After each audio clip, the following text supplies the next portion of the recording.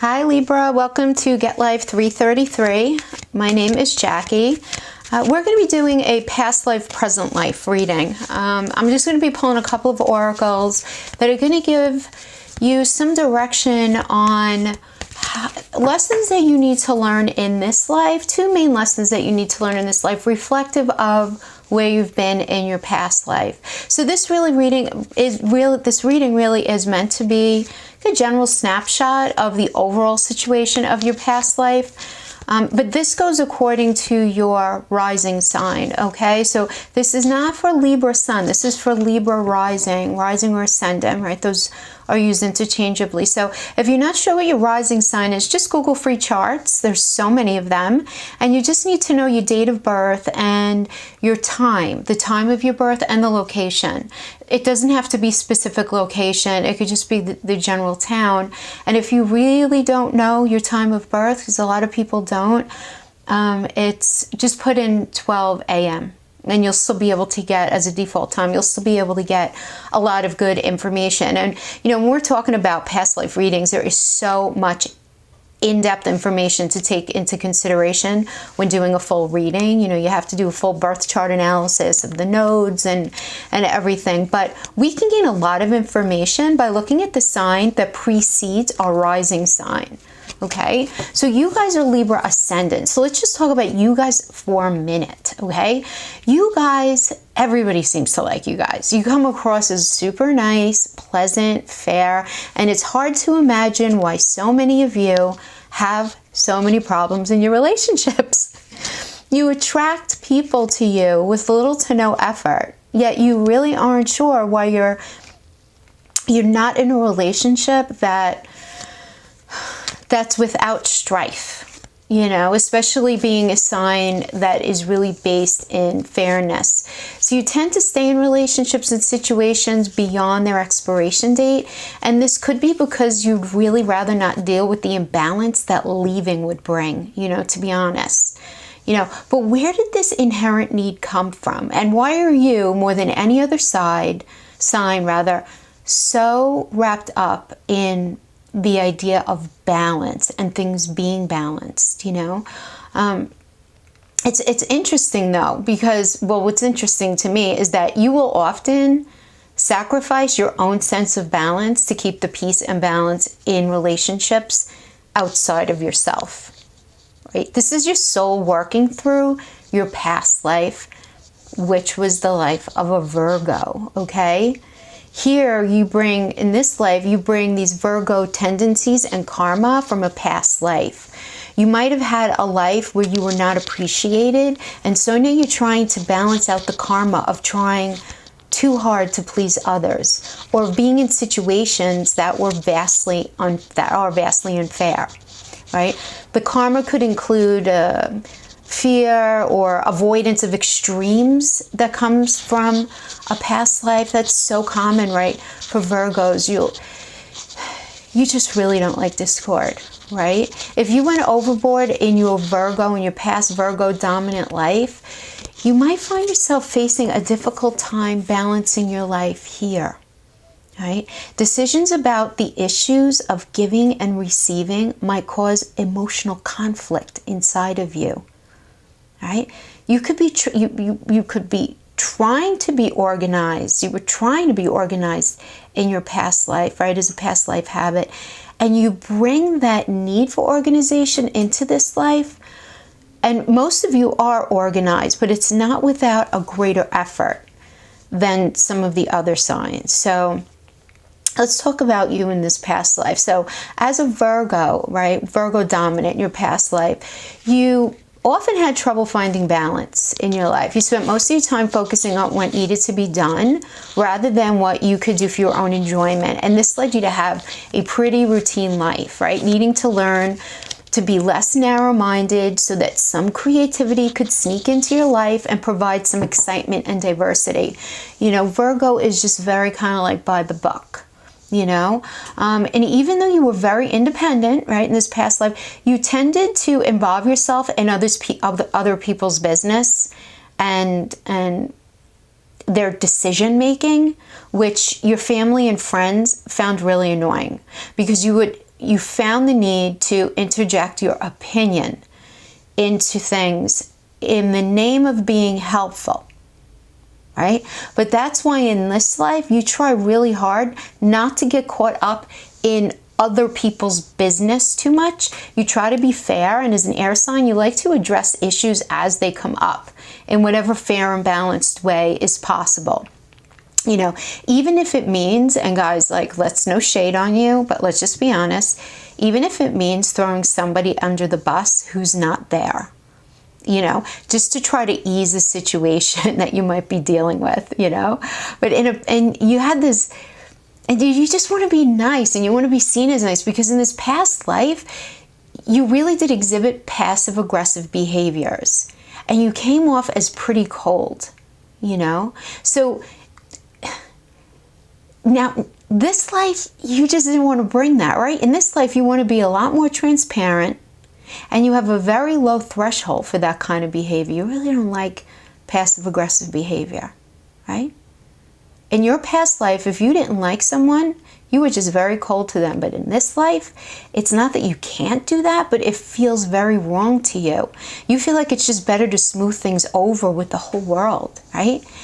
But yet, it's your real dichotomy here, because in your past life, you were very confusing to be around, right? Because people would think you like that you like them, and then you would be cold, and you would be standoffish and passive aggressive, but then you would be nice to them, and people would struggle to understand where they actually stood with you. So in this life, you value addressing things, but you avoid any discord for fear of being pulled backwards in your soul to a place that expected discord that you both brought to yourself but hated at the same time. See, so in your past life, you were very decisive, but in this life, you struggle to pull the trigger on any, I'm not even going to say any big decision, but any decision of value. And this is a very soul level thing, and this is something for you to be mindful of, you know? And so in relationships, in your past life, you found it really hard to relax, and you hated trying anything new, and you were really stubborn in many ways. So in this life, you're kind of drawn to trying new things, especially if it's going to make your partner happy, because you understand that if they're happy, you'll have peace. But unfortunately, this often happens even if it's with something that you might not really want to do. Right? It's very important to you how you're viewed. You want to be viewed as easygoing and accepting, right? Because you've come from this life of being viewed as stubborn and challenging. And this is all your soul working through your evolution, you know? And I guess continuing on the point of relationship, you guys are usually attracted to competent, active partners, you know, like in this life that can't be controlled, you know? Your relationships are, you know, typically categorized, though, by like a lot of fighting, bickering, you know, or even competitiveness, one-upping each other, you know. So until you learn to drop, I know this is going to sound bad, but I don't mean it to be bad, but drop the sweet image once in a while and stop blaming your partner for everything that goes wrong. Remember, real issues in a relationship takes two. So someone cheating on you, as an example, is really not an issue. That's a deal breaker, Libra rising. That is a deal breaker. But many of you will stay hoping it won't happen again. And if it does, then the issue is that you stayed thinking they would change. So then you're responsible for the state of the relationship devolving down into what it is. So at that point, it isn't about the cheating, but it's about you staying in something that you should no longer be in, right? So this is a very typical thing that will happen to a Libra. So this is often the case with you guys because you come from a life of cut and run, and you struggle with that. You really love to give people another chance, you know? And a lot of times it ends up being to your own detriment, you know. So let's see what the Oracle has for us as far as a couple of main overall life messages that you need to understand in this life as a Libra rising, right? As your soul evolves out of that Libra, that, Virgo dominant life.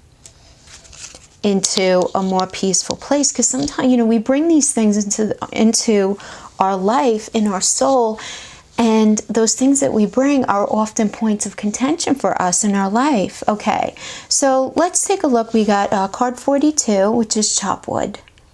Okay, so chop wood, essentially, this card means being grounded in your everyday experience with humility. Right? You need to focus on the importance of doing the little things every day, understanding that the buildup of the little things will bring you closer to the larger life that you seek, right? That ultimate goal that you have. So this is about releasing attachments and understanding that not everything in life is going to be comfortable for you to deal with. You can't have balance all the time. You just can't. Right? You need to understand that nothing in your life is as important as what you need to do day to day. Because it's those little things, again, that build up to this greater place that we want to end up. And it's okay if relationships and friendships go through low points. You need to be okay with that. Be okay with taking small steps rather than like the large leaps, right? While keeping your focus on the larger dream. Right? So this card is telling you that you spend far too much time daydreaming and talking.